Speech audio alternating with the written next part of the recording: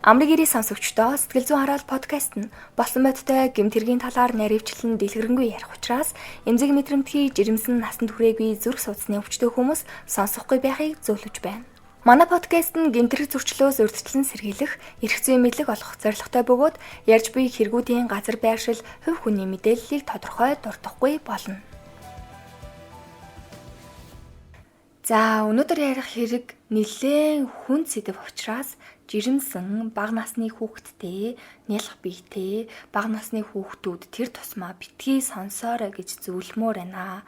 Би өөрөө хүртэл уншаад маш их эмзэглэж сэтгэл өвдсөн учраас ярихаасаа өмнө анхааруулж шүү битгий сонсоорой. За ингээд хэрэг рүүгээ орцгоё. Өнөөдөр ярих хэрэг хөдөө орон нутагт болсон 11 сартай жаахан охиныг их хуйллаа гэж уурлаж бие хамгаалах чадваргүйг нь мэдсээр байж онц хэрцгий харгасаар амийг нь хөнөөсөн хэрэг байгаа. Одоогоос 6-7 жилийн өмнө болсон гэмтрэг үйлцэн этгээдийг одооноос нэргүү гэд явна. Нэргүү 35 настай эрэгтэй бага боловсролтой мэрэгжилгүй ам бул 7 ээж дүү бэр эхнэр хүүхдээ хамт амьдарч байсан. Улсаас авсан гавьяа шагналгүй ухаан мэдрэл бүрэн хэрэг хариуцах чадвартай. Өмнө нь 2010 онд бусдын бие махбодод хөнгөн гэмтэл санаатаа учруулан 2 сарын хугацаагаар байрвчлах ялаар шийдгүүлж байсан. Тэгээ дүү бэртэйгээ хамт амьдардаг гэсэн байсан. Тэгэхээр яг өөрийнх нь хүүхэд байсан уу эсвэл дүүгийнх нь хүүхэд байсан талаарх мэдээлэл байхгүй нууцлалтай байсан. Гэхдээ овгийн эхний үсгээр нь харахад магадгүй дүүгийнх нь хүүхэд байсан гэж таамаглаж байна. Яагаад таамаглаж байна гэхээр адилхан овгийн эхний үсгтэй хүмүүс байсан байж магадгүй. Яг баттай мэдээлэл бол биш. Ямар ч л байсан амь хохирогч гэмтрэг үйлцэн этгээд нэг гэрт хамтдаа амьдардаг байсан нь тодорхой болсон. Хэрэг яаж эхэлсэн бэ гэхээр нэг өдөр нэргүү өдөр 12 цагийн үед эргэн уугийн 11 сартай охин гэртээ орны хажууд сууж байхад нэргүү охиныг тэрвэрж аваад энэ хүүхэд чи яагаад уйлаад байгаа юм бэ? Энэ л байнга уйлж яадаг гэж загнаж байгаад охиныг шууд орон доогуур ар нуруу хэсгээр болон толгойн дагц хэсгээр газарт шидэж хаясан. Тэгэхэд охин бүр их уйлсан. Мэдээж уйлна штэ маш жаахан нэлх хүүхдийг уйллаа гэж тэгж амар зодоод тахтай явахтай гэд бүр унших бүрт үнэхэр хэцүү байсан. Тэгээд өдөр нь хүүхдийг тэгж зодчоод тэр өдрийн оройны 9 цагийн үед гэрт сууж хахад нэргүй ууд хандаад чи хүүхдийг түшиж хөтлөөд хүлд оруулсангүй. Энэ хүүхд чи яагаад хүлд орохгүй байгаа юм бэ гэж хэрүүл маргаан гаргаж эхэлсэн. Харин нэргүй тандан миний охин арай хүлд орох болоогүй штэ. Удахгүй хүлд орох айлгүй дээ. Би охиноо хүлд оруулах болно гэж хэлсэн байгаа юм. Тэгж хэлсэн ч гэсэн нэргүй бүр дахин хэрүүл өдөөд хэрүүл маргаан гаргаж хөлөөрөө уугийн зүүн гарын буглаг нурууны хэсэгт өшөглөж нүүрэн тус газар нь хит удаад цохиж өшөглөж газар дунгааж унгасныхаа дараа нүүрэн тус газар нь нударгаараа хит удаад цохиж зодсон. Тэгээд ууг яг тэгж зодож хүчрхийлж байхад жаахан охин нь ээжийнхээ ингэрт байсан бөгөөд газар дунахт нь хамт унсан. Тэгээд охин унтсан байхад нь нэг талын гарын бугуунаас нь охиныг барьж аваад савсан. Охин маш ихээр уйлж орилсон гэж ээж нь мэдүүлэгтээ өгсөн байсан. За тэгээд энэ хэргийг ярахад бол нэлээд бас хүнд байна. Мөн нэргүй охиныг 3 удаа хүчээр албатаж үлгийг төшүүлж 2 хөл дээр нь босгож зогсоох гэж оролдоход толгоогоороо газар мөргөж унсан. Түүний дараа охины 2 хөлний шилтнээс 2 гараараа барьж аваад толгойг нь доошоо тонгоолгож савхад ээж болох уу босож очоод одоо болно. Хүүхэд чамд ямар гим хийсэн бэ гэхэд нэргүй охин ч унтчлаа. Үлгийд гэж хэлээд хүүхдийг ээжд нь өгсөн. Уу охиноо сандран авах үед охин ухаан алдсан юм шиг байдалтай унтсан байсан. Тэгээ гэрт оруулаад газарт ор засаж хэвтүүлсэн. Мөн тэр өдөр уу аргалт үүж ирэхээр гэрээс гарах гэж байхад болвол үлгийнд байсан охин уйлж хахад нэргүй хажууд нь очоод энэ яагаад уйлаад байгаа юм бэ гэж хэлснээ хоёр нүүрлүү нь халгацсан. Тэгээ ээж нь нэргүй тандан хүүхэд юм чи уйлна штэ гэж хэлээд бороо орж хаах гэж одоод гялс яаралтаа гараад аргалт үүж ирэхээр явсан. Ингээд оройны 9 цаг болж байхад хадам дүүн үлгийн твтж байсан охиныг хорхирч байгаа мó хүүхдийг тайлаад аваач гэж хэлээд уу охиноо үлгийнээс нь тайлж авахд гар хүлэн цэв хүүтэн болж ямар нэгэн хөдөлгөөнгүй болсон байсан гэх мэт төлөв өгсөн байна. За одоо та бүхэнд гэрчийн мэдүүлгээс хүргэе. Гэрч 1. Гэрийн зуухны хажууд биеийн өвдөж байгаа гэх хүүхдийг ор засаж хэвтүүлсэн байсан. Уг айлын гэрийн гэрэл бүдэг байсан ба баг зэрэгэл гэрэл тусж байсан. Миний би хүүхдийг үзэхэд хүүхдийн бие нь хурж, хөшөж нас барсан байсныг мэдсэн.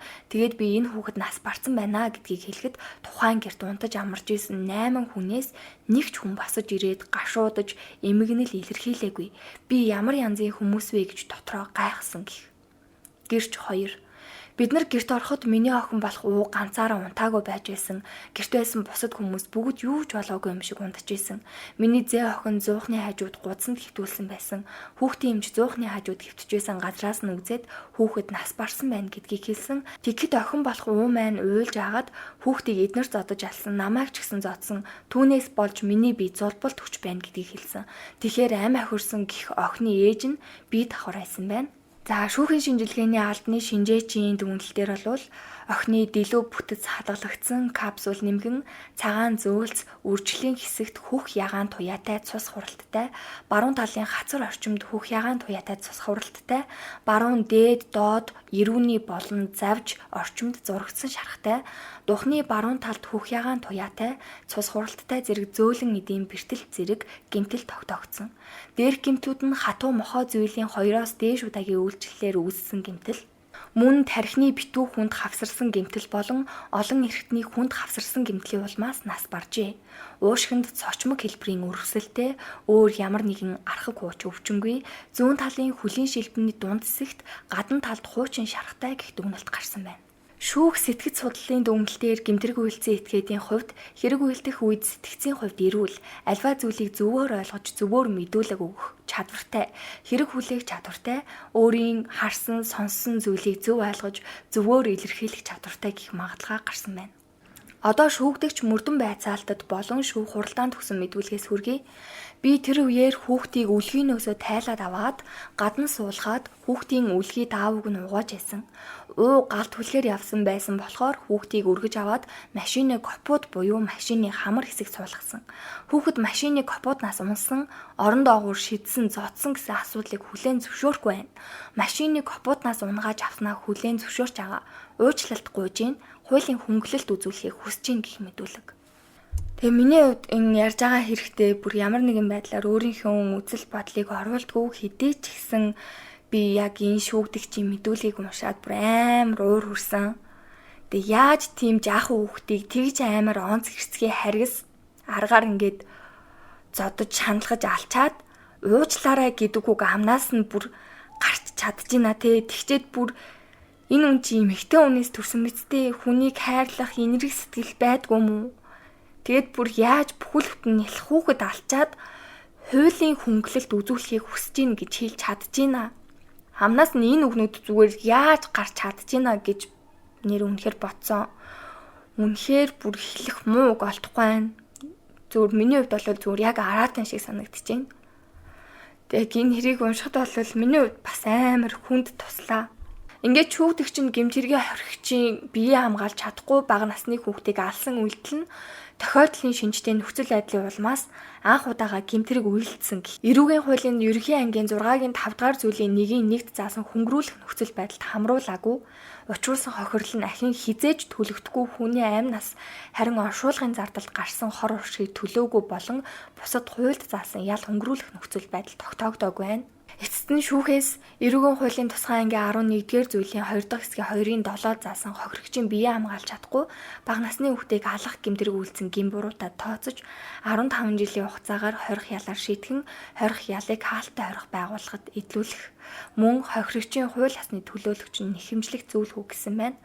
Тэгээд энэ хэргийг бол миний хувьд уншаад ярих уу байх уу гэд маш олон удаа бодсон. Тэг яагаад ярахаар шийдсэн бэ гэхээр ерөн сүүлийн жилүүдэд бага насны хүүхдийг зодож цохиж маш аимшигтайгаар онц харгас хэрцгий аргаар төрсэн аав нь за тэгээд хойд аав нь ч юм уу те ер нь ингээд зодож алсан хэрэгүүд бас баггүй гараад байгаа. Энэ нь бол сүүлийн жилүүдэд илүү их ингээд арай нээлттэй иргэдэд мэдээлэл нь хүрж байгаа боловч цаагаараа бас хідэн олон те цаагаараа бас нэг хідэн ч хүүхэд ингэж бас амнасаа алдаж байгаа юм блэ бид нар мэдэхгүй шүү дээ.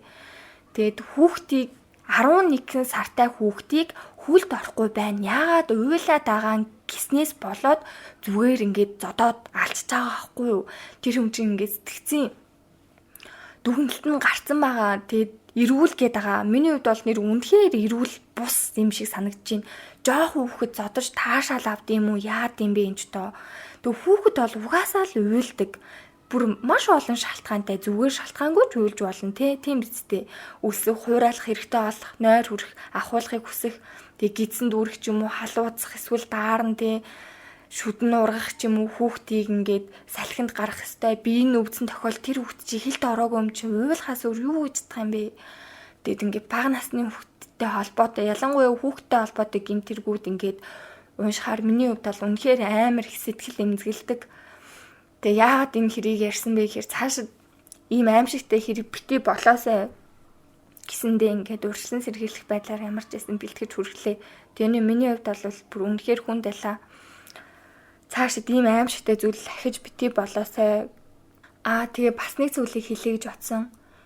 Яагаад энэ хүүхдийг бүр зориудаар зодож аллаа штэ. Яагаад 15 жил өгч байгаа юм бэ? Гэмтэрэг үйлцэтгэхэд 35 настай байхгүй 50 настайдаа гарч ирээ дахиад хүүхэд алгыг нэр өгөөсөхгүй шүү. Миний хувьд бол нэр үнэхээр аимшигтай санагдаж байна. Яагаад 15 жил гэж тэгснээ бүр яаж уушлалт гуйж яаж хуулийн өнгөлөлт идэлмээр байна. Надад ингээд хүнгээ хандаж өгөөч гэж хэлж чадчихна. Бүр үнэхээр зүгээр л хараад. Тэгээ та бүхэн сэтгэл зүгээ эрүүл алхаарай. Дуслан сонсон та бүхэндээ баярлалаа.